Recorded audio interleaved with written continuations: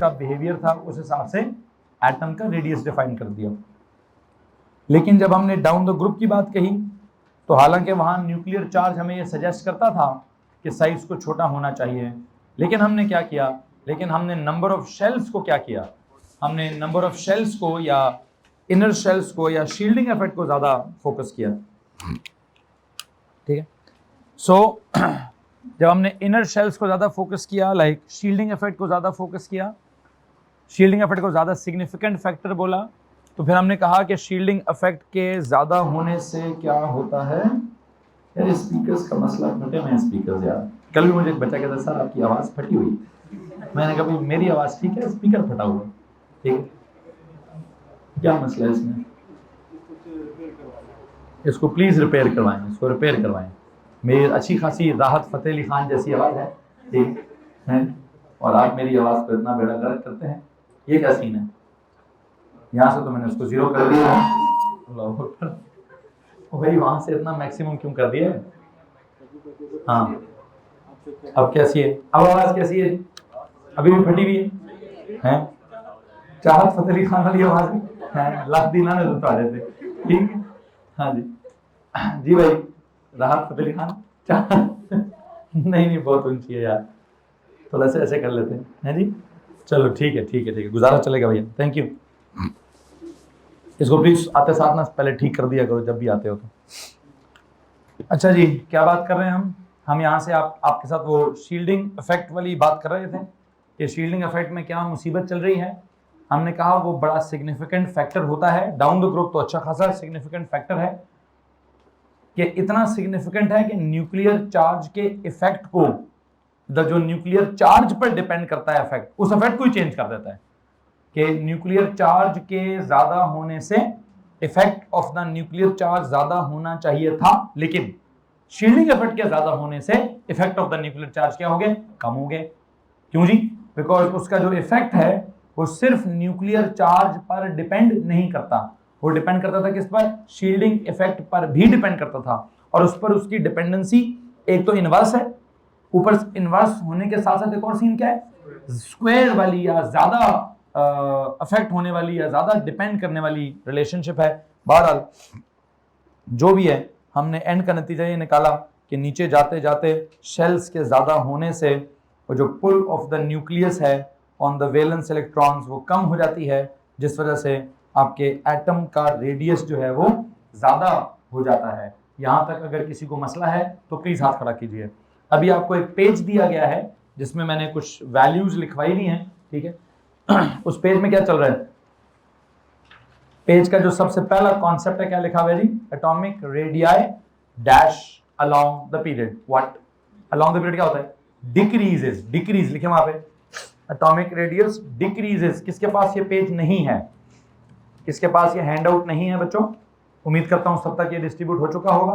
तो प्लीज पहली लाइन के जवाब में क्या लिखेंगे, एटॉमिक रेडियाई व्हाट जनाब, डिक्रीजेस अलोंग द पीरियड, कम होता है अलोंग द पीरियड। और आप उसको देख सकते हैं, कैसे देख सकते हैं, लुक एट दिस सोडियम की वैल्यू, व्हाट इज सोडियम की value, it is 0.186, magnesium 0.160, aluminium 0, मैंने कल भी लिखवाई हुई है वैल्यूज आपको, ठीक है। अगर आप इसको पीको मीटर में करें ज्यादा अच्छे से, वो डेसिमल से जान छूट जाती है बंदे की। 186, 160, 143, 117, 110, 104, 99, 190, क्या क्या हुआ, सारा कुछ कम होते होते आखिरी वैल्यू क्या हो गई है, आखिरी वैल्यू ज्यादा हो गई है। तो मैं चाहता हूं इस आखिरी वैल्यू पर एक स्टार लगा दे, इस आखिरी वैल्यू पर एक स्टार लगा दीजिए जी। मैंने नॉर्मल नोट्स में क्या किया हुआ है, वहां तो मैंने लिखा ही नहीं, मैं कह जी मैं तो इसका इस फटे में पढ़ूंगा ही नहीं, लेकिन अब क्या करूं, अब आ गई है वैल्यू सामने, इनको मैंने कहा भी था कि नहीं लिखनी, लेकिन चलो लिख दिए जी। आर्गॉन की उन्होंने वैल्यू 0.190 लिख दी है, जो कि अगर आप चेक करें तो पूरे पीरियड में सबसे क्या है, ज्यादा है। अब इसका क्या करें, हाँ जी, इसके लिए क्या साइंस है जी, इसके लिए साइंस ये है, मैं इस साइंस के लिए इससे पहले एक हैंडआउट दे चुका हूं आपको। कौन से वाला, मेटालिक रेडियस, कोवेलेंट रेडियस और वैन डर वाल रेडियस वाला, जरा उस पेज को याद करिए। उस पेज को याद करें और रिलेट करें, उस पेज को याद करें और रिलेट करें। क्या याद आ रहा है? मेटल्स के जो एलिमेंट्स होते हैं वो कैसे एग्जिस्ट करते हैं? इंडिपेंडेंट एटम्स की तरह नहीं। वो कैसे करते हैं? वो तो सर वो कैटायंस, वो तो मेटालिक बॉन्ड बना के करते हैं। जब वो मेटालिक बॉन्ड बना के करते हैं तो एटम्स एक दूसरे के करीब करीब आकर करते हैं। क्या करते हैं? अच्छा, ये नॉन मेटल्स वाले क्या करते हैं सर? वो भी पहले कोवेलेंट बॉन्ड बनाते हैं, मतलब अच्छा खासा करीब आ जाते हैं, फिर क्या करते हैं हम उनका फिर। ये नोबल गैसेस का मसला क्या था? They exist as independent atoms. उनका आपस में बॉन्ड बनाना एक नामुमकिन, मतलब बहुत बहुत बहुत मुश्किल काम है। जी सर, करीब आते हैं, और अगर करीब आ भी जाए तो उतना करीब नहीं आते जितना करीब नॉन मेटल के एटम्स आते हैं। ये नॉन मेटल के एटम्स कितने सर इतने करीब होते हैं कि वो मिक्स हो जाते हैं, वो तो ओवरलैप हो जाते हैं। क्या हो जाते हैं? वो तो ओवरलैप। अच्छा, इवन मेटालिक रेडियस क्या होता है सर? वो भी अच्छा खासा कैटाइन कैटाइन, उनका तो पहले वो वैलेंस शेल उड़ाते हैं, वैलेंस शेल उड़ाकर आपस में मेटालिक बॉन्डिंग बनाते हैं अच्छे खासे करीब आकर। तो कहने का मतलब ये है कि मसला क्या होता है, वैन डर वॉल वाले का जो रेडियस है वो हमेशा क्या होगा? नॉर्मल ट्रेंड से बहुत ज्यादा होगा। क्यों सर? उसके एटम्स एक दूसरे से क्या होते हैं? बहुत दूर दूर होते हैं। उनके केस में अगर आप क्या लेते हैं? Half of the distance between the adjacent nuclei, तो वो क्या होगा? वो तो हम अज्यूम कर रहे थे when they are touching each other, when are they touching each other, they are never touching each other. ठीक है, वो तो बड़ी मैंने वहां पे क्या लिखा हुआ है दिखाएं उस पेज पर। वहां उस पेज पे हमने लिखा है जनाब साहब जी क्या हो रहा है। पहले हमने कहा they exist as independent atoms, फिर हमने कहा there is a weak force of attraction between them, this is known as van der Waals force. फिर हमने कहा वैन डर वाल radius is half of the distance between the two identical nuclei when they just touch each other. अब just touch each other मैंने बोल के आगे ठीक भी कर दिया है। क्या लिखा मैंने आगे? when they are closest to each other। अब वो closest to each other उनका पता क्या है? उनका closest to each other एक दूसरे से बहुत दूर है। वो तो मैंने उसकी मैक्सिमम लिमिट क्या बयान की है? हाँ जी, हाँ, वो जब सॉलिड कर देंगे तो तब की तब देखी जाएगी ना। अभी तो हम नॉर्मल स्टेट की बात कर रहे हैं। ठीक है, या अगर आप चलो सॉलिड स्टेट क्या भी देते हो तब भी बेटा वो इतने करीब करीब टच, जैसे मैंने ड्राइंग में बनाए हैं, वो मैंने बड़ी ओवर अजम्पशन की हुई है। ठीक है, नोबल गैसेस हैं, इंडिपेंडेंट एटम्स हैं, फ्री फ्रॉम ईच अदर हैं, फार अपार्ट फ्रॉम ईच अदर हैं। ठीक है, बड़ी मुश्किल से कहीं ड्यूरिंग देयर मोशन कोलाइड करेंगे, या बड़ी मुश्किल से बड़े लो टेम्परेचर पर जाकर करीब करीब आएंगे। तो मैं आप किस टेम्परेचर पर उनका रेडियस लूं? बताएं। मतलब आपको लगता है कि मैं मेटल्स का जो रेडियस है वो 25 डिग्री सी पे लूं, नॉन मेटल्स का भी 25 डिग्री सी पे लूं, लेकिन नोबल गैस का कंपैरिजन करने के लिए -273 पे लूं? मतलब ये तो फिर ज्यादा हुई ना। ठीक है, हाँ, उस वक्त आप क्या करेंगे? उस वक्त हम शायद ये कह सकें सर जी बहुत करीब आ गए हैं, लेकिन तब भी चलो एक काम करते हैं, मान लेता हूं आपकी बात कि सर उसको बिल्कुल सॉलिडिफाई कर दें। पहले क्या कर दें? सॉलिडिफाई कर दें। सॉलिडिफाई करने के बाद जब वो बिल्कुल टच करने लगे, अब वो जो बिल्कुल टच करने लगेंगे ना, ये टच करने का कॉन्सेप्ट तब होता है जब फोर्स ऑफ अट्रैक्शन बहुत पीक पर होती है। नाम क्या उस फोर्स का? वैन डर वाल। वो तो बड़ी वीक किस्म की फोर्स है। ठीक है, तो ये बड़ी ओवर असम्पशन है कि टच कर गए हैं, मेरा नहीं ख्याल कि वो टच करते हैं।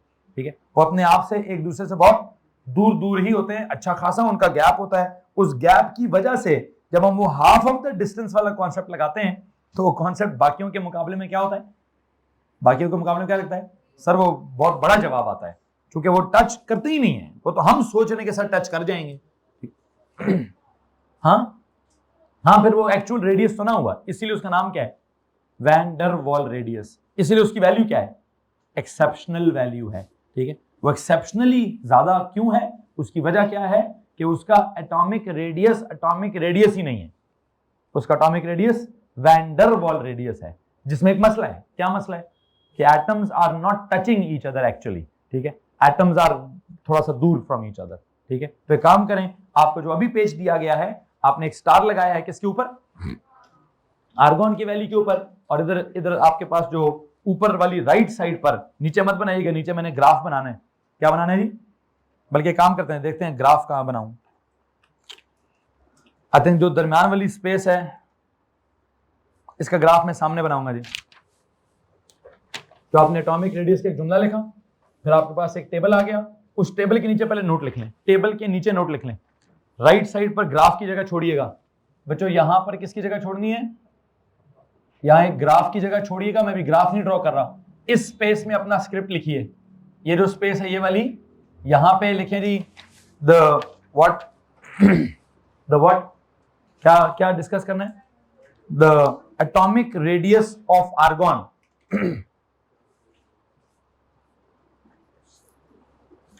The atomic radius of argon is exceptionally high. The atomic radius of argon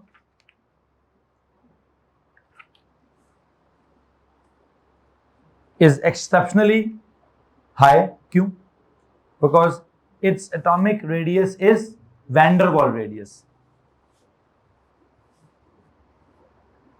ये लिख देना काफी है, क्योंकि एक्सेप्शनली हाई क्यों है, because it's atomic radius is van der वाल रेडियस। ये एक्सप्लेन करूं और चले, is exceptionally high because it's atomic radius is, because it is van der वाल radius, because it is van der वाल रेडियस लिखें। अब वैन डर वाल रेडियस को अंडरलाइन करें, because it is van der वाल रेडियस को अंडरलाइन करें।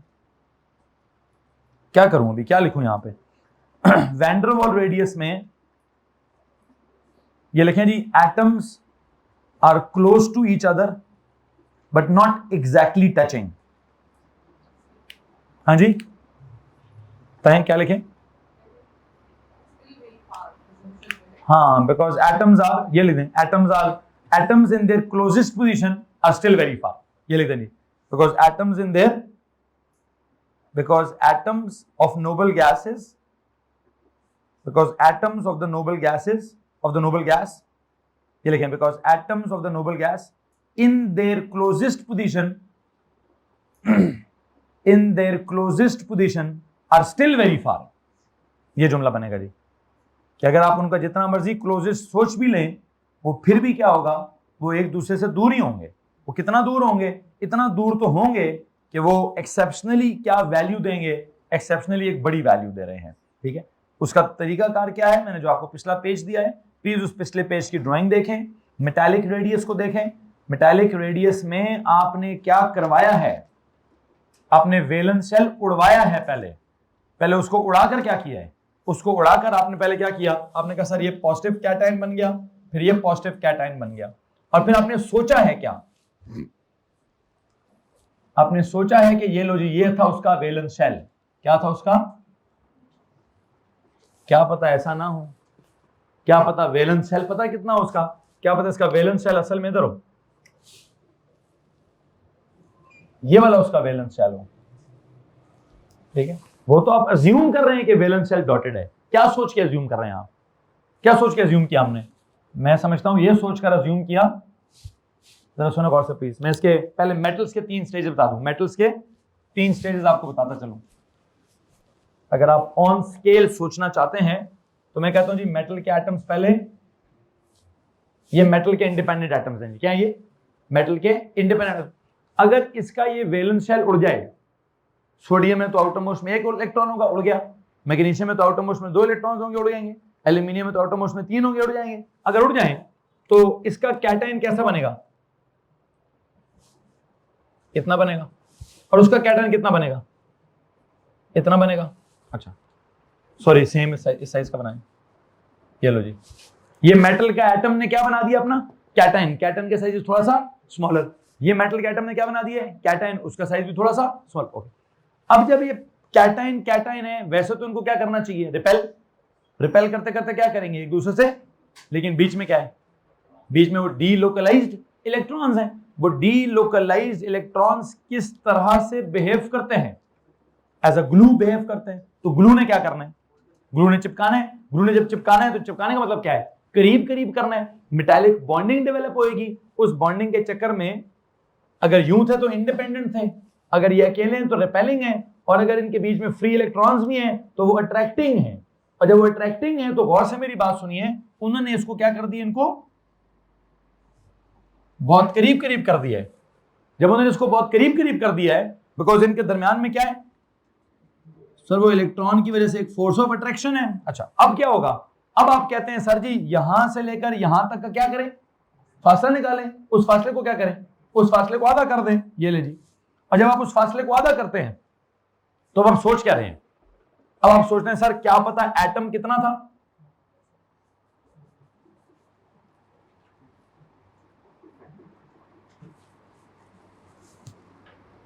आप सोच रहे हैं मेटल का एटम इतना था, हालांकि असल में मेटल का एटम कितना था, वो तो बड़ा था, असल में मेटल का एटम बड़ा था भाई, लेकिन जब उसने पहले क्या किया, अपना वैलेंस शेल लूज किया, वो तो कैटन बन गया, फिर कैटन्स करीब आ गए, उनके करीब आने से एक मतलब एक लिमिट तक करीब आते हैं, क्या आते हैं, एक लिमिट तक, इधर तक करीब आ गए जी।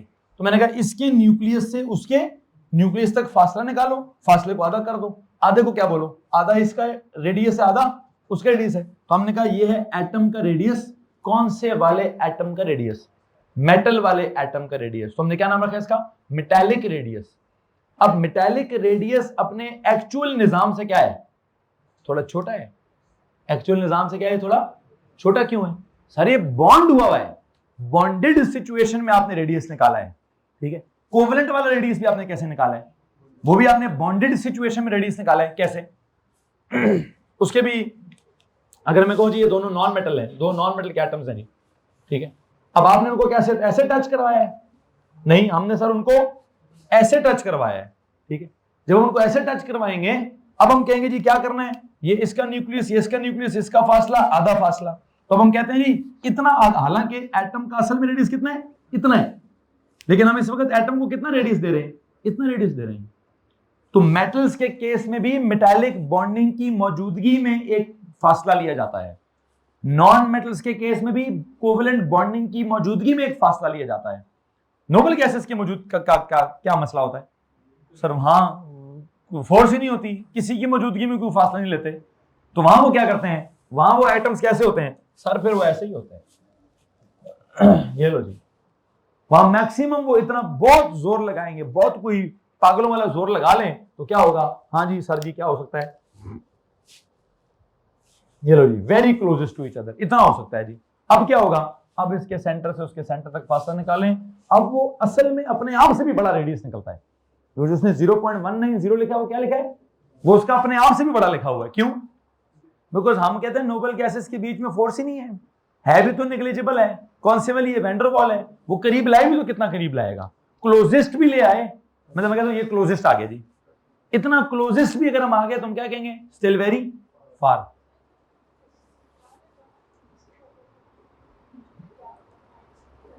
काश के मेरे पास ऐसी दूरबीन लगी होती और मैं उस दूरबीन को लगाता और पहले मैं ये मेजर करता। एक कंपैरेटिव स्टडी हो रही है, क्वालिटेटिव स्टडी, क्या क्वालिटेटिव स्टडी हो रही है, कंपैरेटिव स्टडी हो रही है, कोई ऐसे मेजरिंग टेप फिजिक्स तो है नहीं कि सर जी टेप लगी हुई है मैंने यहां रखी है यहां रखी है, ऐसा नहीं हो रहा। एक कॉन्सेप्ट है कि वो एग्जिस्ट ही वैसे करता है, ये एग्जिस्ट ही ऐसे करता है, ये एग्जिस्ट ही ऐसे करता है, और हमने कहा जी एक कंपैरिजन करना है कि उधर भी एक के सेंटर से दूसरे के सेंटर तक फासला निकालो, आधा कर दो, इधर भी एक के सेंटर से दूसरे के सेंटर तक फासला निकालो, आधा कर दो, उधर भी एक के सेंटर से दूसरे के सेंटर तक फासला निकालो, आधा कर दो। उधर तो चलो वो मेटालिक रेडियस मतलब एक वो क्या कहते हैं बॉन्डिंग वाला रेडियस है, कोवेलेंट रेडियस एक बॉन्डिंग के अंदर का रेडियस है, तो ट्रेंड डेवलप हो गया।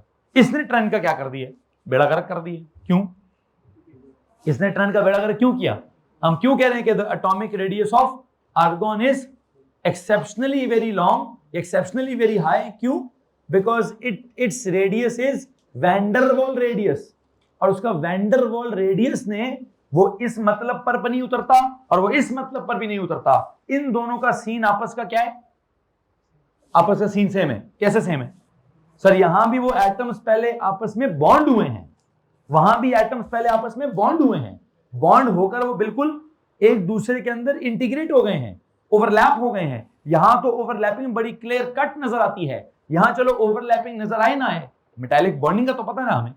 और मैं कहूं जी मेटालिक बॉन्डिंग ने एटम्स को छोटा कर दिया है तो किसी को मसला है, बॉन्ड एटम्स को क्या करते हैं, करीब करीब लाते हैं ना। इस वाले बॉन्ड ने तो बिल्कुल, हमने क्या इमेज बनाई हुई है इस बॉन्ड की, ये इमेज बनाई है कि एटम्स आपस में क्या कर जाएंगे, ओवरलैप कर जाएंगे। ठीक है, चलो यहां नहीं बनाई तो क्या कितना को बहुत बड़ा कोवेलेंट बॉन्ड भी स्ट्रांग है, मेटालिक भी चंगा भला स्ट्रांग होता है। ठीक है, तो क्या वो नहीं करीब करीब लेकर आएगा एटम्स को, ले आया उसने भी। तो ये अपने आप से छोटे छोटे रेडियस हैं, ये भी अपने ओरिजिनल से छोटा है, ये भी अपने ओरिजिनल से छोटा है, ये अपने ओरिजिनल से क्या है, ये अपने ओरिजिनल से भी बड़ा है। तो क्या करूं, एक्सेप्शनल होगा ना फिर। हाँ, अगर तो आप कहें कि सर जी आर्गॉन का भी मैंने कोई डायटोमिक मॉलिक्यूल बनाया था और उस सिचुएशन में, तो फिर उस सिचुएशन में आंसर क्या होना चाहिए, उस सिचुएशन में आंसर 99 से छोटा होना चाहिए, 93 होना चाहिए, 92 होना चाहिए, 91 होना चाहिए। आंसर 190 है। वो कहता है मैं तुम्हारे सोडियम से भी बड़ा हूं। किसे भी बड़ा हूं? वो सोडियम से भी बड़ा। क्यों? वो उनके सीक्वेंस को नहीं फॉलो करता, उनकी साइंस को नहीं फॉलो करता। अरे भाई तुम लोगों में बॉन्ड होता है, तुम लोगों का करीब करीब रहना जरूरी होता है, मेरा तो करीब करीब रहने का सवाल ही पैदा नहीं होता। मेरा नाम ही नोबल गैस है, मेरे तो नाम के साथ स्टेट मेंशन करना जरूरी होती है। मेटल के साथ सॉलिड लिखना जरूरी तो नहीं होता, मेटालिक सॉलिड। नॉन मेटल के साथ पता नहीं कोई सॉलिड, कोई लिक्विड, कोई गैसेस। नोबल के साथ नाम लिखना मस्ट है। नोबल आधा नाम है, पूरा नाम क्या है? Noble gas. वो कहता है मेरी तो निशानी ही गैस है भाई, मैं तो हूं ही एक दूसरे से दूर दूर, मेरा तो करीब करीब आना बहुत मुश्किल काम है। हाँ, कोलिजन्स हो रहे हो तो ठीक है, कुछ टेम्परेचर बहुत कम कर दे तो ठीक है, लेकिन मैं करीब आऊंगा भी कितना करीब आऊंगा? मैं वो ओवरलैप वाला करीब कभी जिंदगी में भी नहीं आऊंगा, मैं बॉन्ड बनाने वाला करीब कभी जिंदगी में भी नहीं आऊंगा। ठीक है, बहुत हुआ ना, तो जितना भी तुमको मेरी क्लोजेस्ट पोजीशन आ गई है, तो मैं इनके मुकाबले में भी किधर हूंगा? मैं इनके मुकाबले में भी दूर हूंगा। तो अंग्रेजी का जुमला ठीक लिखवाया हमने। क्या लिखा हमने वहां पे? बिकॉज क्या लिखा है जी? हमने कहा it is the atomic radius of argon is exceptionally high because it's atomic radius is van der Waals radius, atoms are far, क्या लिखा है जी? Atoms in their closest position are still far away from each other, are still far away from each other. Atoms की ये जो closest position आ भी जाए तो इसमें भी क्या होता है?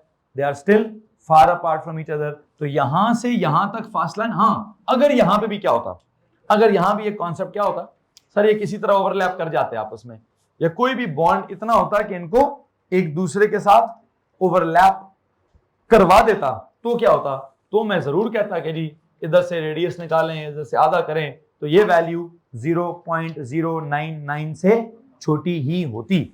मैं नॉर्मल नोट्स में तो लिखवाने ही नहीं चाहता था। यहाँ एक पेज पे डेटा बुकलेट से उन्होंने कोई पेज निकाला है, वहां से उनको ये मिल गई है वैल्यू, तो मैंने इसको एड्रेस कर दिया है। अदरवाइज मैं इसको एड्रेस करने के मूड में भी नहीं था। ठीक है, मेरे सिलेबस का हिस्सा नहीं है ये। ठीक जी, बिल्कुल है।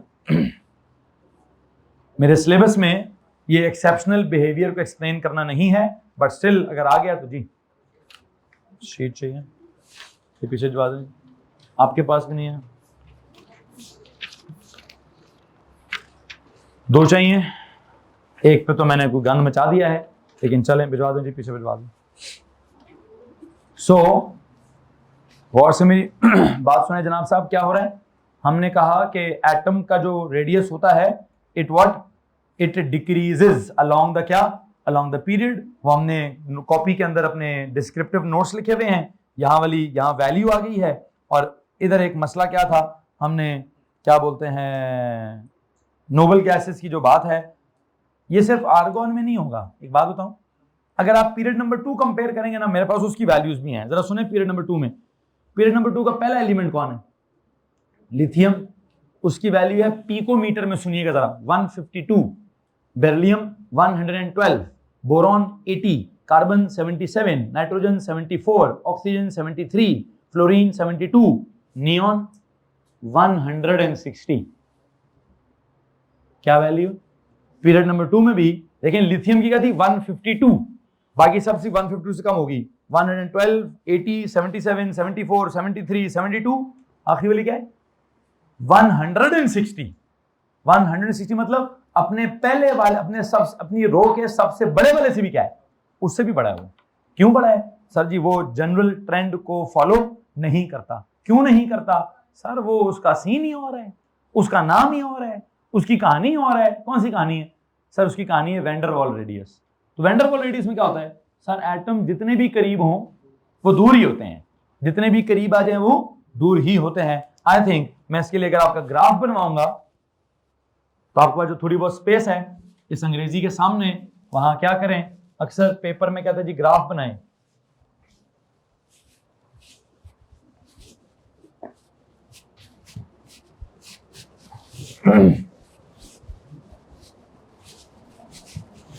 जी तो बच्चों, जो भी मैंने ड्राइंग्स बनाई हैं ये बनाने की जरूरत नहीं थी। ठीक है, मैंने इसके लिए आपको एक हैंडआउट दिया हुआ था, वहां पे मैंने सारी डिटेल आपको समझाई हुई है। अभी मैं क्या चाहता हूं, आपकी जो पहला कॉन्सेप्ट है, इस कॉन्सेप्ट के सामने एक ग्राफ बनाना चाहता हूं, और ग्राफ किस चीज का बनेगा? Draw the graph of atomic radius versus क्या? ग्राफ ऑफ क्या? Atomic radius versus X axis पे डालेंगे जी प्रोटॉन नंबर। क्या एक्स एक्सिस पे क्या डालूंगा मैं? Proton number. Draw the graph of atomic radius slash nanometre in क्या?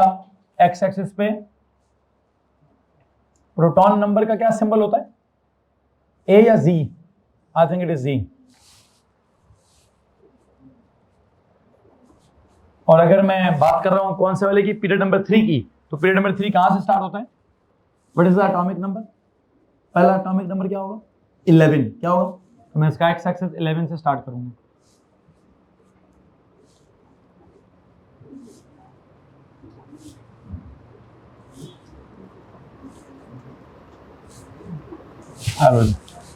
I hope you know 11 represents sodium, 12 represents magnesium, 13 represents aluminium, 14 represents silicon, 15 represents phosphorus, 16 represents sulfur, 17 represents chlorine, 18 represents। वैसे तो मैं नहीं करना चाहता था, लेकिन मैं करूंगा, इसको भी करूंगा। क्या करूं? मुझे एक बात बताएं, सोडियम का एटॉमिक रेडियस कितना लिखा है आपने? 186। सबसे ऊपर सबसे नीचे? मैं यहां से करता हूं जी। And if I tell you के ऑलमोस्ट सबके सब क्या कर रहे हैं? नीचे ही आ रहे हैं। सबके सब नीचे ही आ रहे हैं, तो किसी को मसला है? लेकिन 18th वैल्यू क्या होगी? शीट देख लें मैम, एक बच्चे को शीट चाहिए। मैम शीट मंगवा दें प्लीज, खत्म। ठीक है जी, एक और भी चाहिए, मेरे पास तो खत्म ही है। मैम देख लें, 2 शीट्स लानी होंगी। किधर किधर किधर किधर पहुंचे? आखिरी वैल्यू किधर करूं? आखिरी वैल्यू क्या थी? ये थी 186। वो क्या थी? 190। तो 186 से भी किधर है? ऊपर है। तो आई थिंक इधर से भी इधर है जी। तो एक काम करें, इसको ना सॉलिड ना जोड़िएगा, इसको क्या करिएगा कि असल पैटर्न ये नीचे वाला ही है। असल पैटर्न यही है कि एटॉमिक रेडियस आगे जाते जाते क्या होता है? डिक्रीज करता है। Atomic radius decreases. ये क्या चीज है? This is general trend. What is general trend? कि एटॉमिक रेडियस क्या हो रहा है? Are decreases along a period. यह है आपका जनरल ट्रेंड कि आर क्या हो रहा है? आर कम हो रहा है अलोंग अ पीरियड। लेकिन ये क्या है? What is this? This is exceptional behaviour. What is this? This is exception या exceptional behavior, and this exceptional behavior is termed as क्या? Van der Waal radius।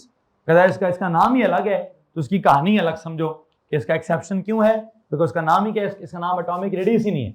इसका नाम क्या है? This exceptional behaviour is known as van der Waals radius. और उसमें क्या scene है? Atoms in their closest position are still far apart.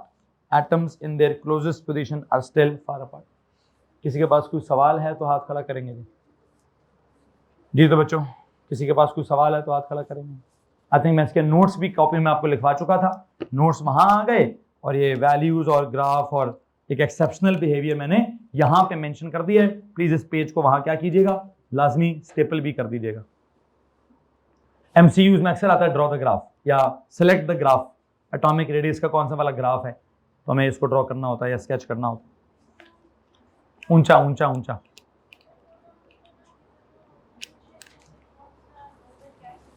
तो बहुत ज्यादा प्रिंट आ गया मैम। 2 पीछे गर्ल्स को ही चाहिए मैम, प्लीज ये पीछे भिजवा दें। बॉयज में से किसी के पास ना हो जी? ठीक है ठीक है ठीक है ठीक है ठीक है जी। पुत्र ऊंचा बोलो जरा।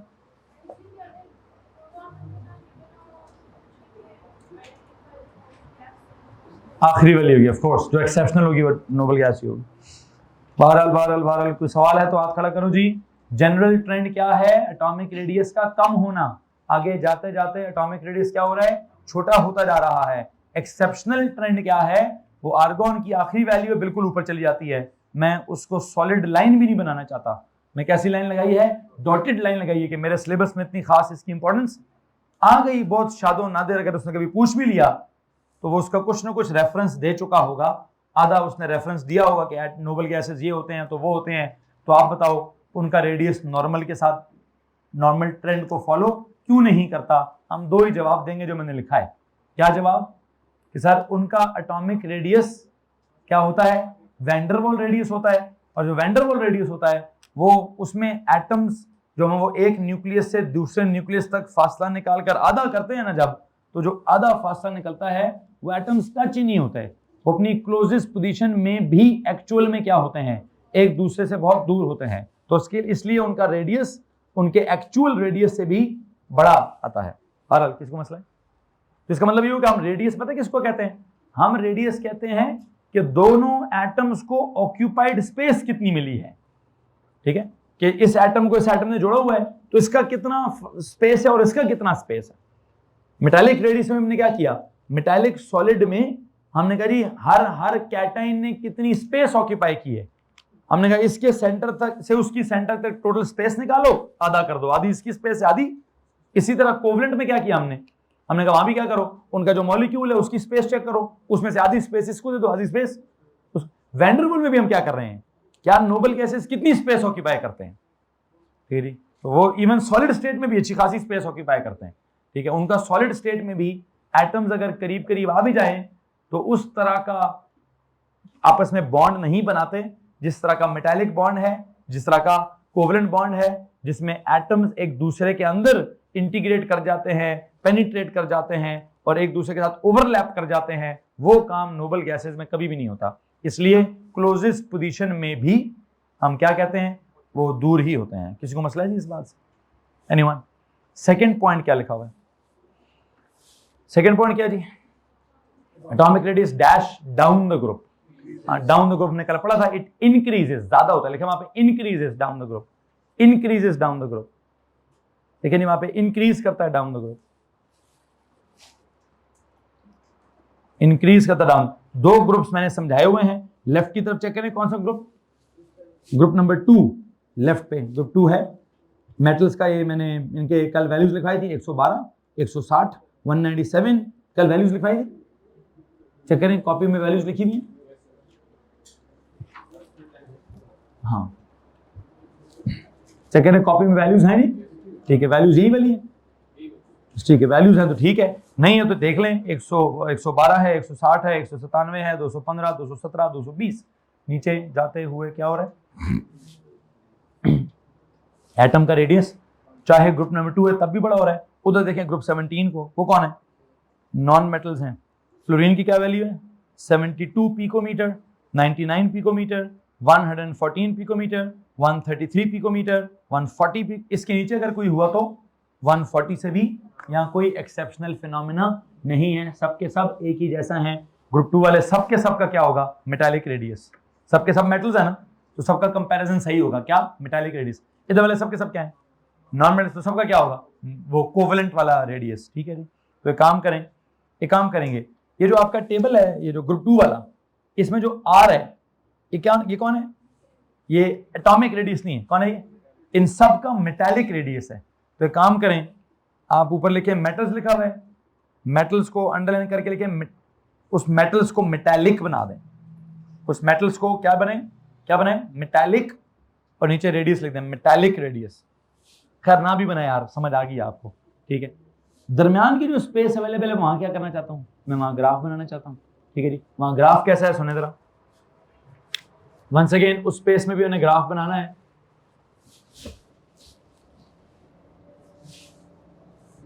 यहां एटॉमिक रेडियस लिखे जी नैनोमीटर में, और यहां मैं अभी भी Z लिखूंगा, दैट इज प्रोटॉन नंबर। हाँ, उस प्रोटॉन नंबर में फर्क एकदम से बहुत ज्यादा आया करेगा, लेकिन बहरहाल जो भी है, I will start with 2। Beryllium का क्या है एटॉमिक नंबर? 2 नहीं है, 4 है। फिर आगे बच्चों क्या है? मैग्नीशियम का क्या है? 12। फिर कैल्शियम का क्या है? 20। फिर स्ट्रोंशियम का क्या है? 38। फिर इसका क्या है? खैर ये लीनियर स्केल नहीं बनाया मैंने। क्या नहीं किया मैंने? लीनियर, बल्कि एक काम करता हूं, मैं स्केल नहीं बनाता, मैं जस्ट नाम लिख देता हूं। क्या? BE beryllium, Mg calcium, Mg magnesium, Ca calcium, strontium, barium, नाम लिख दे रही। वैल्यूज लिखूंगा तो क्या होगा, आप कहेंगे सर वो तो 4 से स्टार्ट करके अगर 56 पे जाना है तो पूरा बोर्ड चाहिए यहाँ से 4 से 56 तक जाने के लिए, तो इसलिए एक्स एक्सिस को मैं लीनियर स्केल बनाने की बजाय मैं वहां पे क्या कर देता हूँ, एटम्स के नाम लिख देता हूँ। और अगर मैं वहां पे एटम्स के नाम लिख दूं, मतलब ग्रुप 2 के केस में ये नाम होंगे और ग्रुप 7 के केस में क्या होगा। ग्रुप 2 के केस में पहले पूरा कर लेता हूं। सपोज करो बेरिलियम का कोई भी एक स्पेसिफिक एटम का साइज है इतना, आगे जाएंगे तो क्या होगा, सर जी जो भी है साइज बड़ा ही होगा। अब एग्जैक्टली अब आप ये ना कहना सर ये क्या इसकी कोई लीनियर इक्वेशन बनती है, मैं जस्ट जनरल ट्रेंड समझा रहा हूं, जनरल ट्रेंड समझा रहा हूं, कोई लीनियर इक्वेशन नहीं पढ़ाऊंगा यहां पर। जी हाँ, इसमें आप कर्व बनाना चाहते हैं कर्व बना दें, अगर आप यूं करके कर्व बनाते हैं कर्व बना दें, सीधी लाइन लगाते हैं सीधी लाइन लगा दें, बस जो भी करें मुझे जनरल ट्रेंड समझाना है, वो क्या है, इंक्रीज करने वाला जनरल। अच्छा कोई कहता है सर ये क्या पता ऐसा हो, एक बच्चे ने ये बनाया है, एक ने ये बनाया है, एक ने कहा सर यूं यूं यूं यूं यूं ऐसे है, तो जो भी है ऊपर की तरफ ही जाना है ग्राफ ने। तो मैं क्या चाहता हूं, मैं इस वक्त चूंकि प्योर मैथ्स नहीं पढ़ा रहा, मैं प्योर फिजिक्स भी नहीं पढ़ा रहा, मैं केमिस्ट्री में कोई हल्की फुल्की मैथ्स या फिजिक्स का ग्राफ ले रहा हूं और मुझे इंक्रीज ऐसे समझाना है। जी ऊंचा बोले, डाउन भी है, रेड ऑन भी है, okay okay okay red on भी है, RA। वैसे रेड ऑन रेडियो एक्टिव होता है, उसको नहीं डिस्कस करना चाहिए था, उसको बीच में से काटना चाहिए। उस तरह तो फिर एस्टेटीन के नीचे भी कोई होगा, पीरियोडिक टेबल खोलें देखें, एस्टेटीन के नीचे कोई है, एस्टेटीन के नीचे कोई है जी, दैट इज टेनेसीन है जी, है मेरे पास जो है टेनेसीन, समथिंग लाइक टेनेसीन टेनेसीन टेनेसीन टेनिस टेनेसीन, टेनिस से निकला है कोई लफ्ज, टेनेसीन लिखा हुआ है जी। देखिए आप भी वहां पे लिखें, टेबल में जाए TS लिखें, टेनिस टेनेसीन, और प्रेडिक्ट करें उसका एटॉमिक रेडियस। जी पुत्र, तो उसका न्यूक्लियस रेडियो एक्टिव है ना, उसके शेल्स तो रेडियो एक्टिव नहीं होते, तो उसकी न्यूक्लियर पुल में से ज्यादातर क्या होता है, वो बीटा निकलता होगा, या चलो अगर निकल गया तो चेंज हो जाता होगा, लेकिन प्योर अगर कभी कोई टेनेसीन का एटम हो जिसने भी रेडिएशन ना की हो तो उसके साइज की बात होगी। बताएं जी, TS लिखें एस्टेटीन के नीचे, वैल्यू प्रेडिक्ट करें, 114 133 140 150, 150 लिखो जी, 145, बस 140 से बड़ी कुछ भी लिख दो, 240 तक नहीं जाना, मतलब 140 देखो ना पीछे चलो, आई थिंक 20 का फर्क 19 का फर्क आया, फिर 7 का फर्क आया, इतना ज्यादा कोई बिल्कुल सीरीज नहीं है, मैथमेटिकल सीरीज नहीं है, 140 से बड़ा कुछ भी लिख दें, मुझे 150 पसंद आ रहा है, किसी को मसला है 150 लिखो जी, 0.150 0.150। बहरहाल होपफुली आपको ये ट्रेंड समझ आ गया होगा। आई विल रिकमेंड के इस तरह का ऊपर की तरफ कर्व ना पढ़ाएं, सीधा सीधा पढ़ाएंगे, सीधा सीधा सीधी लाइन ऊपर की तरफ लगाएंगे, सीधी लाइन लगाएं ऊपर की तरफ। अच्छा यहां पे कोई एक्सेप्शनल बिहेवियर वाला फिनोमेना नहीं है, यहां पर क्या कहानी है सर जी, यहां की कहानी में वो क्या बोलते हैं, अगर आप इसकी एक्सप्लेनेशन देना चाहते हैं तो इसकी एक्सप्लेनेशन क्या थी, डाउन द ग्रुप जाते हुए न्यूक्लियर चार्ज ज्यादा होता है, बिल्कुल होता है, लेकिन क्या चीज ज्यादा होती है, शील्डिंग इफेक्ट ज्यादा होती है, जिस वजह से क्या होता है, जिस वजह से क्या बोलते हैं, pull of the nucleus on the valence electrons decrease कर जाता है, तो एटॉमिक रेडियस इंक्रीज कर जाता है। आई थिंक एक बात लिखवाना चाहता हूं मैं, आपका जो लिखा atomic radii dash down the group, आपने क्या जी क्या इंक्रीजेस डाउन द ग्रुप, उसके सामने कुछ लिखने को होगा शायद, क्या लिखूं उसके सामने, आपने कहा atomic radii increases down the group due to क्या, बस एक लफ्ज लिखें, due to shielding effect, simple लिख के अपने आप को याद कराएं, ड्यू टू शील्डिंग इफेक्ट, बाकी लंबी चौड़ी कहानी नोट्स में लिखी हुई, ड्यू टू शील्डिंग इफेक्ट। अच्छा नीचे आओ भाई, नीचे जब हम आएंगे तो वहां क्या चल रहा है, सर ये तो आयनिक रेडियस चल रहा है, आयनिक रेडियस की डिटेल मैंने आपको आपकी नोटबुक में नहीं लिखवाई, तो मैं चाहता हूं किधर जाएं, मैं चाहता हूं नोटबुक पे जाएं भाई,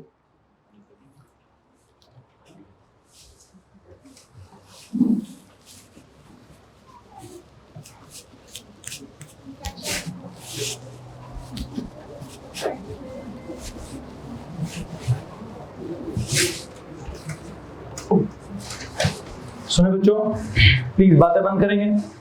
देखिए दोबारा सुने। अभी जैसे हम कहते हैं कि हमारा चैप्टर था atomic structure, atomic size, atomic radius, बिल्कुल वैसे ही हमने इसी चैप्टर के एंड पर क्या पढ़ना स्टार्ट कर दिया, आयोनिक स्ट्रक्चर, कि किसी आयन का क्या स्ट्रक्चर होता है।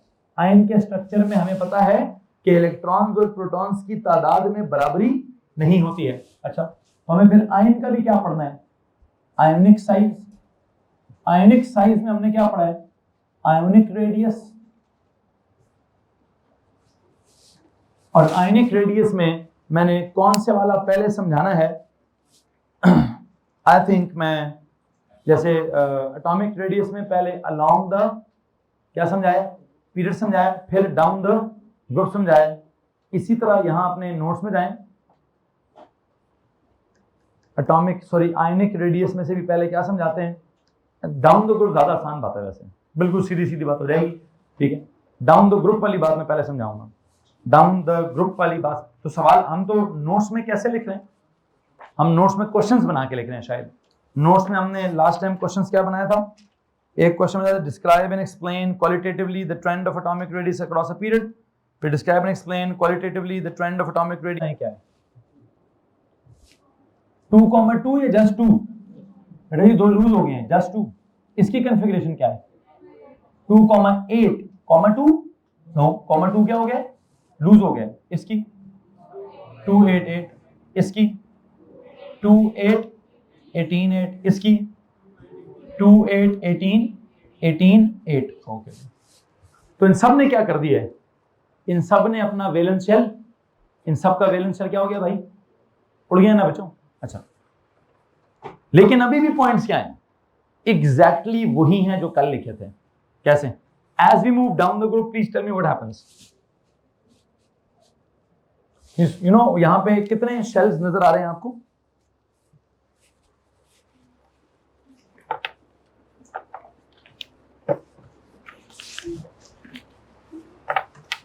वो सब्ज वाला पेन दीजिए।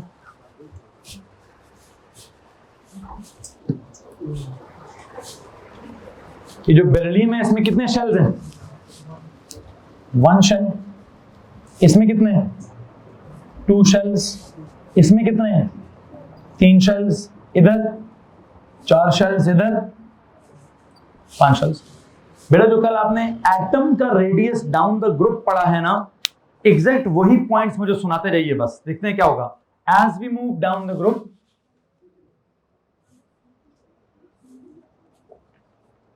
बताएं सबसे पहली बात आपने क्या लिखी है कि एटॉमिक नंबर क्या होता है, ज्यादा, जिसका मतलब क्या था, प्रोटॉन नंबर क्या होता है, ज्यादा। जिसका मतलब क्या है कि न्यूक्लियर चार्ज क्या होगा, लेकिन क्या मैं लिख दूं पुल ऑफ द न्यूक्लियस ज्यादा होगी, नहीं, ये भी सबर करेंगे। अगला पॉइंट क्या है जी, अगला पॉइंट है नंबर ऑफ शेल्स क्या हो रहे हैं, 1 shell, 2 shell, 3 shell, 4, 5 shell. Number of shells increase हो रहे हैं, नंबर ऑफ इनर शेल्स वो भी इंक्रीज हो रहे हैं। तो फिर shielding effect,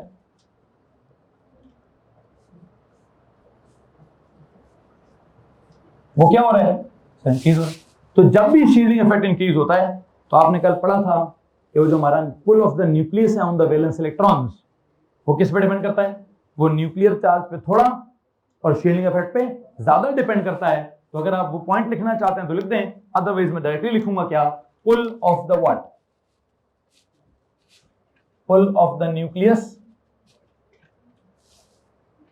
on the valence shell या वैलेंस इलेक्ट्रॉन्स क्या कर जाती है, पुल, वो पुल क्या कर जाएगी जी, सर जी वो पुल डिक्रीज कर जाती है।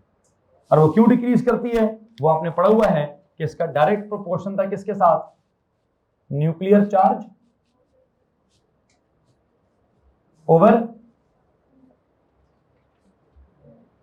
शील्डिंग इफेक्ट के स्क्वायर के साथ।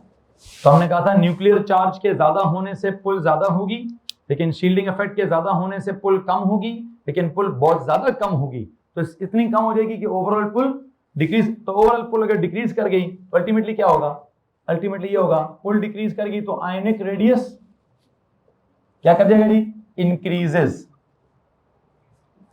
Down the group.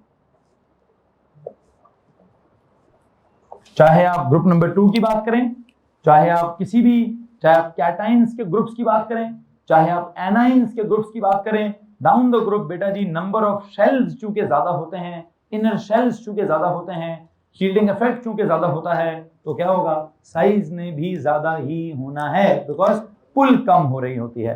तो आई थिंक अपने नोट्स को भी मुकम्मल करें। और जहां तक वैल्यूज का ताल्लुक है, अगर आप वैल्यूज उठाना चाहते हैं तो कहां से वैल्यूज उठाएंगे हम, अगर आपने वैल्यूज देखनी है तो मैंने आपको जो पेज दिया हुआ है वहां पे मैंने वैल्यूज लिखनी है।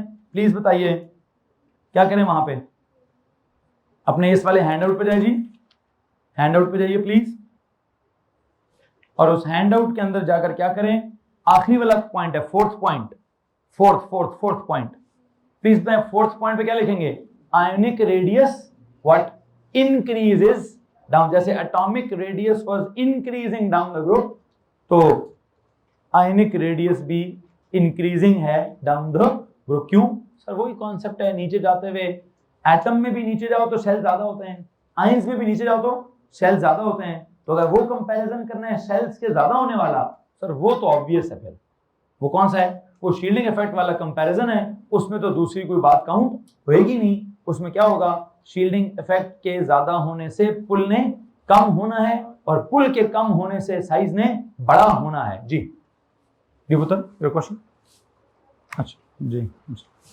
सो you know what is happening, हमने एटॉमिक रेडियस के साथ जो पॉइंट्स लिखे हैं बिल्कुल वैसे ही पॉइंट्स मैंने आयनिक रेडियस के साथ लिख दिए हैं, बिल्कुल वैसे ही पॉइंट्स मैंने आयनिक रेडियस के साथ लिख दिए हैं। आप अगर कुछ पूछना चाहते हैं तो प्लीज हाथ खड़ा करें, एनीवन, नो, आगे चलेंगे जनाब साहब, यही काम। अच्छा एक काम करना, वैल्यूज देखें, बेरिलियम आयन की क्या वैल्यू है, अगर आप इसकी वैल्यू देखेंगे किस हिसाब से, अगर आप इसका रेडियस देखेंगे पिकोमीटर में, सपोज पिकोमीटर में समझ अच्छा आता है, क्या वैल्यू है 31, इसका 65, इसका 99, इसकी वैल्यू 113, इसकी वैल्यू 135, इवन इसके बाद भी अगर कोई है तो उसकी वैल्यू 140। तो यू नो जैसे जैसे आप नीचे जा रहे हैं वैसे वैसे उनका जो रेडियस है वो क्या हो रहा है, वो ज्यादा हो रहा है, और उसकी वजह क्या है, नीचे जाने की वजह दोनों में कॉमन है, चाहे कैटाइंस में नीचे जाएं, चाहे एनाइंस में नीचे जाएं, चाहे एटम्स में नीचे जाएं, सीन क्या है, नीचे जाते हुए क्या होगा सर जी, साइज बड़ा ही होगा। आसान उसका ऑर्डिनरी वर्जन क्या है, सर शेल ज्यादा हो रहे हैं, एडवांस वर्जन क्या है, सर शील्डिंग इफेक्ट ज्यादा हो रहा है। कुछ बच्चे लिखेंगे सिर्फ क्या लिखेंगे, सर शेल ज्यादा हो गए, ये भी एक्सेप्टेबल है, लेकिन अगर 2 मार्क्स हुए और स्पेसिफिकेशन के वर्ड को अहमियत दी गई तो क्या लिखेगा वो, तो लिखेगा जी शील्डिंग इफेक्ट भी लिखें कि शील्डिंग इफेक्ट ज्यादा हो गया है। किसी को मसला, जरा ग्रुप 7 को चेक करें, फ्लोराइड की वैल्यू क्या है 136,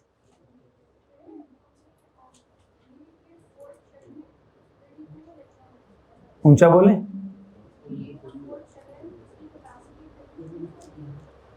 आपको किसने कहा इसकी कॉन्फ़िगरेशन पढ़नी है, हमने BA का एटॉमिक नंबर 36 से बड़ा है, क्या है उसका एटॉमिक नंबर, तो मैं तो नहीं पढ़ाऊंगा आपको, आप सोचे भी मत, ठीक है, जो लिखा है सही लिखा है, ठीक है। आप अगर उसके ऊपर वो लगाएंगे ना वो SPDF वाला असूल, तो आप इस नतीजे पर पहुंच जाएंगे, वो school public school, filling order का मसला है, राइटिंग ऑर्डर का मसला है, कुछ है सिचुएशन उसमें, ठीक है। वो 2818 बाद में है कि पहले है, मैं इसके ऊपर बहस नहीं करना चाहता, ठीक है जी। आ जाओ, इसलिए मैं उसकी कॉन्फ़िगरेशन का जवाब नहीं दूंगा आपको, बेटा मत सोचिए कॉन्फ़िगरेशन उसकी, आपके सिलेबस में सिर्फ 36 एलिमेंट्स की कॉन्फ़िगरेशन है, 36 से जैसे ओ लेवल वाला 21st की कॉन्फ़िगरेशन नहीं सोच सकता, सोचेगा तो काम खराब होगा। आप भी क्या करें, आप भी इनिशियली अभी 36 से आगे 37 मत सोचें, सोचना है तो फिर खेलें उसका स्कूल, जब स्कूल खेल लेंगे एंड का रिजल्ट निकालेंगे तो ये निकलेगा जो मैंने लिखा हुआ है, ठीक है। इतना आसान नहीं कि पहले में 2, दूसरे में 8, तीसरे में 18, चौथे में 32, इतना आसान होता तो ओ लेवल में होता, वो पहले में 2, दूसरे में 8, तीसरे में कभी 8 कभी 18, अच्छा चौथे में कभी 8 कभी 18 कभी 32, चौथा भी तो मैंने पूरी तरह समझाया भी नहीं आपको, चौथे में कभी 8, कभी 18, कभी 32। तो अब वो उधर नहीं जाना चाहता मैं कि कब 8, कब 18, कब 32। ठीक है, तो इसलिए वो स्कूल को अगर आप फॉलो करेंगे तो इधर ही पहुंचेंगे जैसे मैं पहुंचा हुआ हूं। मुझे लगता है यह है हीलियम की कॉन्फ़िगरेशन, यह है नियॉन की कॉन्फ़िगरेशन, यह है आर्गॉन की कॉन्फ़िगरेशन, यह है क्रिप्टॉन की कॉन्फ़िगरेशन, यह है जीनॉन की कॉन्फ़िगरेशन, और इसके बाद अगर आपने नीचे करनी है तो रेडॉन की कॉन्फ़िगरेशन क्या है, उसमें शायद आ जाएगा 18। किधर? if there is this radon 2 positive, then इसकी कॉन्फ़िगरेशन में there will be that 2, 8, 18, 18, 32, 8। ये लो, आपके दिल की तसल्ली कर देते हैं पूरी कि 32 का सीन है कोई ना कोई। अब इसके गिन लो, वैसे ये गिनो, 2 आ जाएंगे, यहाँ 10 आ जाएंगे, यहाँ 18 आ जाएंगे, ये गिनो कितने हो जाएंगे, 36 हो जाएंगे, ये गिनो तो कितने हो जाएंगे, 54 हो जाएंगे, ये गिनो तो कितने हैं, आई डोंट नो, जो उसका एटॉमिक नंबर हिसाब लगा लो उसके साथ। ठीक है, बहरहाल मैंने जो समझाना था मैं समझा चुका हूँ। तो सवाल है तो हाथ खड़ा कर दो भाई। एनीवन? एक चीज रह गई, क्या? Ionic radius along the period रह गया है, तो उस अलोंग द पीरियड को देखेंगे। इससे पहले कि उस अलोंग द पीरियड को देखें, ग्राफ तो पूरा करें। इन दोनों की स्पेस में भी क्या ग्राफ बनाएंगे आप? क्या ग्राफ है जी? क्या हो रहा है एटॉमिक रेडियस को, सॉरी एटॉमिक को नहीं, किसको? आयनिक रेडियस को। यहां नीचे क्या बनाए जनाब? आयंस बनाए, beryllium 2 positive, magnesium 2 positive, calcium 2 positive, strontium 2 positive, barium 2 positive, and I think इसकी वैल्यूज भी क्या होती हैं सर जी? ज्यादा ही होती हैं। हेलो, इसकी वैल्यूज भी ज्यादा ही होती हैं। किसी को मसला है तो हाथ खड़ा करो जी। यहां तक अगर किसी को मसला है तो हाथ खड़ा करें प्लीज जी। पुत्र इग्नोर मारें। अगर आप फ्लोराइड को देखें तो 136, अगर आप क्लोराइड को देखें तो 181, ब्रोमाइड को देखें 195, आयोडाइड को देखें 216, एस्टेटाइड को देखें 220। 200 को चेंज करें, उसको 220 करें, उसको 216 से बड़ी वैल्यू बनाएं, 220 बनाएं, 220 लिखें उसको। आगे चलें जी। तो क्या हो रहा है, नीचे जाते हुए, डाउन द ग्रुप जाते हुए क्या होता है सर जी? एटॉमिक रेडियस भी इंक्रीज होता है, आयनिक रेडियस भी इंक्रीज होता है, कैटायनिक रेडियस भी इंक्रीज होता है, एनायनिक रेडियस भी इंक्रीज होता है। मेटल्स के चाहे जो मर्जी ग्रुप है, मेटल्स वाला, नॉन मेटल्स वाला, मेटलॉइड्स वाला, कैटायन के हिसाब से, एनायन के हिसाब से, नीचे जाएंगे तो एक ही फैक्टर है, शेल्स ज्यादा होंगे, शील्डिंग इफेक्ट ज्यादा होगा, पुल ऑफ द न्यूक्लियस कम होगी, और साइज क्या होगा? बड़ा होगा, एटॉमिक रेडियस बड़ा होगा। आई थिंक जो मैं समझाना चाहता हूं मैं समझा चुका हूं। एक कॉन्सेप्ट रह गया है, वो कल के लेक्चर में डिस्कस किया जाएगा। अभी हम ये केमिस्ट्री का लेक्चर खत्म करेंगे और क्या पढ़ेंगे जनाब साहब? फिजिक्स की एक वर्कशीट है आपके पास जी, वो निकाल लीजिए।